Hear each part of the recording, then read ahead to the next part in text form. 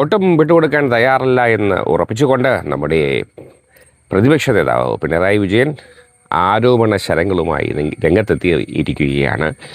വഖഫ് വിഷയം, current cut തുടങ്ങി ഒട്ടേറെ വിഷയങ്ങളുണ്ട്. അപ്പോൾ അതിനെതിരെ ശക്തമായി പ്രതികരിച്ചുകൊണ്ട് വാർത്താസമ്മേളനം നടത്തിയതിൻ്റെ രത്നച്ചുരുക്കമാണ് നാം ഈ കേൾക്കാൻ പോകുന്നത്. എന്താണ് അദ്ദേഹം പറയുന്നത് നോക്കുന്നു, ശ്രദ്ധിച്ചാലോ.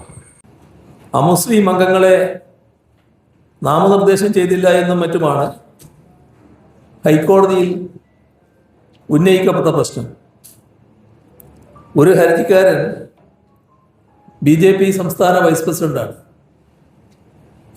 പുതിയ വഖഫ് നിയമം പ്രാബല്യത്തിൽ വന്നതിനെ തുടർന്ന് നിയമത്തെ ചോദ്യം ചെയ്തുകൊണ്ട് നൂറുകണക്കിന് ഹർജികൾ സുപ്രീം കോടതിയിൽ എത്തിയിട്ടുണ്ട്.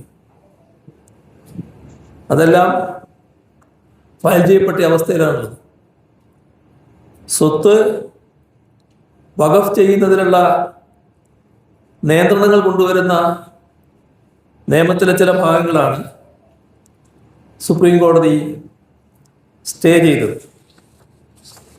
അത്തരമൊരു ഇടപെടൽ ഈ നിയമവുമായി ബന്ധപ്പെട്ട് സുപ്രീം കോടതിയുടെ ഭാഗത്തു നിന്ന് ഉണ്ടായിട്ടുണ്ട്.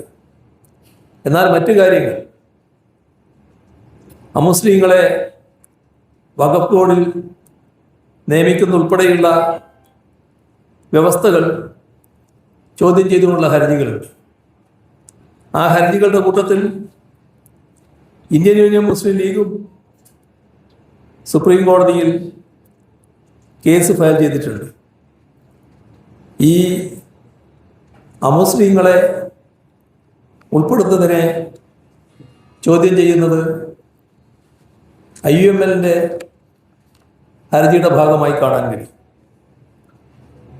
ഏറ്റവും രസാവഹമായ കാര്യം, ലീഗിൻ്റെ മന്ത്രിയാണ് വഖഫ് വകുപ്പിൻ്റെ ചുമതലയുള്ള മന്ത്രി. ആ ചുമതല ഏറ്റെടുത്ത ഉടൻ ലീഗിൻ്റെ പ്രഖ്യാപിത നയത്തിനെതിരായ നിലപാട് സ്വീകരിച്ചതായിട്ടാണ് കാണുന്നത്. ഇത് വ്യക്തിപരമായി ആ മന്ത്രിയുടെ നിലപാടാണെന്ന് ഞാൻ കരുതുന്നില്ല. ഇന്ത്യൻ മുസ്ലിം ലീഗിൻ്റെ നിലപാടിൽ മാറ്റം വന്നതിൻ്റെ ഭാഗമായിട്ടായിരിക്കാം ഇത്തരത്തിൽ ഒരു നിലപാട് മന്ത്രി എടുത്തത് എന്ന് മാത്രമേ കരുതാനാവൂ. തീർത്തും വിരോധാഭാസമായൊരു കാര്യമാണ്. ഈ കേസുകളെല്ലാം സുപ്രീം കോടതിയുടെ സജീവ പരിഗണനയിലിരിക്കുകയാണ്. അത്തരം കാര്യങ്ങളിൽ സുപ്രീം കോടതിയുടെ നിലപാട് വരേണ്ടതായിട്ടാണ് ഇരിക്കുന്നത്. അതെല്ലാം പരിഗണിച്ചുകൊണ്ടാണ് LDF സർക്കാർ കേന്ദ്ര നിയമത്തിനോടുള്ള നയപരമായ എതിർപ്പിനോടൊപ്പം അമുസ്ലിങ്ങളായ അംഗങ്ങളെ കോടതിയുടെ തീർപ്പനുസരിച്ച്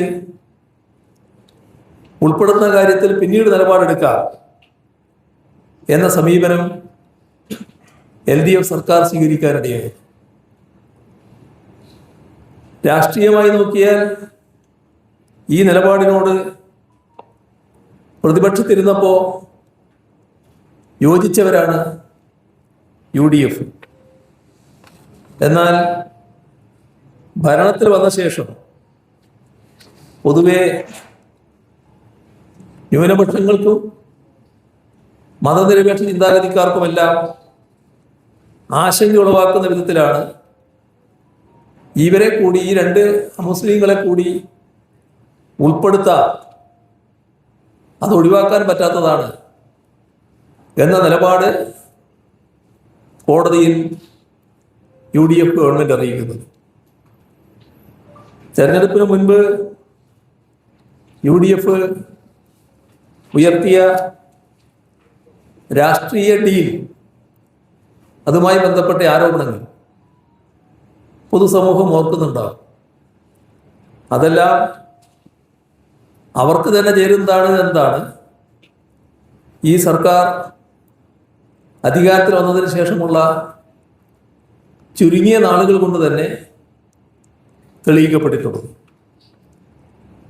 സംഘപരിവാറുമായി രഹസ്യധാരണയോ കൈകോർക്കലോ അല്ല, അതിനു പകരം സമ്പൂർണമായ കീഴടങ്ങലും പാദസേവയുമാണ് ഇപ്പോഴത്തെ നടപടികളിലൂടെ പുറത്തു വന്നിട്ടുണ്ട്. പൗരത്വ നിയമ ഭേദഗതി, SIR പ്രക്രിയ, ഇതെല്ലാം കേന്ദ്ര സർക്കാർ വ്യാപകമായി ദുരുപയോഗം ചെയ്തത് നാം കണ്ടതാണ്. ഇപ്പോൾ വലിയൊരു നീക്കം കേന്ദ്ര സർക്കാരിൻ്റെ ഭാഗത്ത് ഉണ്ടാവുകയാണ്. അതിലേക്ക് വിശദമായിട്ട് ഞാനിപ്പോൾ പോകുന്നില്ല.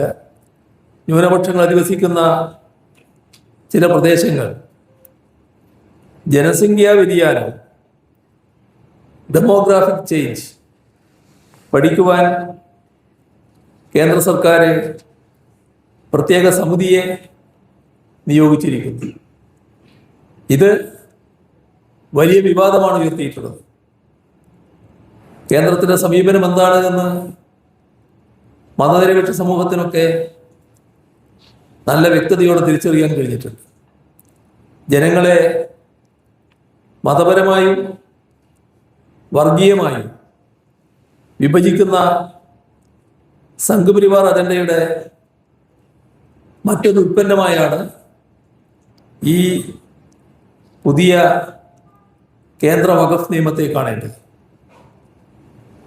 LDF കാലത്ത് ആ നിയമത്തിനെതിരെയുള്ള ഒരു ചെറുത്തുനിൽപ്പാണ് നടത്തിയിട്ടുള്ളത്. ഒരു ചെറുത്തുനിൽപ്പുമില്ലാതെ അവരോട് യോജിച്ചുകൊണ്ട് കേന്ദ്ര സർക്കാരിൻ്റെ തിട്ടൂരത്തിന് വഴങ്ങി പൂർണ്ണമായും വള്ളിപുള്ളി വ്യത്യാസമില്ലാതെ നിയമം നടപ്പാക്കാമെന്ന നിലപാടാണ് UDF സർക്കാർ സ്വീകരിച്ചിട്ടുള്ളത്. ഇത് അപമാനകരമായ കാര്യമാണ്, തീർത്തും ലജ്ജാകരമായ കാര്യമാണ്. ഇക്കാര്യത്തിൽ മതനിരപേക്ഷ സമൂഹത്തിൻ്റെ ആശങ്ക ഇതിനകം തന്നെ ഉയർന്നിട്ടുണ്ട്. ശക്തമായ പ്രതിഷേധം ഈ കാര്യത്തിൽ ഉയർന്നു വരും എന്ന് തന്നെയാണ് കാണേണ്ടത്. ഇതാണ് ആമുഖമായി പറയാനുള്ളത്. മികച്ചൊരു പ്രതിപക്ഷ നേതാവാണ് പിണറായി വിജയൻ എന്ന് ഒരിക്കൽ കൂടി തെളിയിക്കുകയാണ് അദ്ദേഹം. വാർത്തകളും വിശേഷങ്ങളും കൂടി അവസാനിക്കുന്നില്ല. മറ്റൊരു വാർത്തയുമായി നമുക്ക് വേഗം കണ്ടുമുട്ടേണ്ടതുണ്ട്. Stay tuned. Have a nice day. Good luck.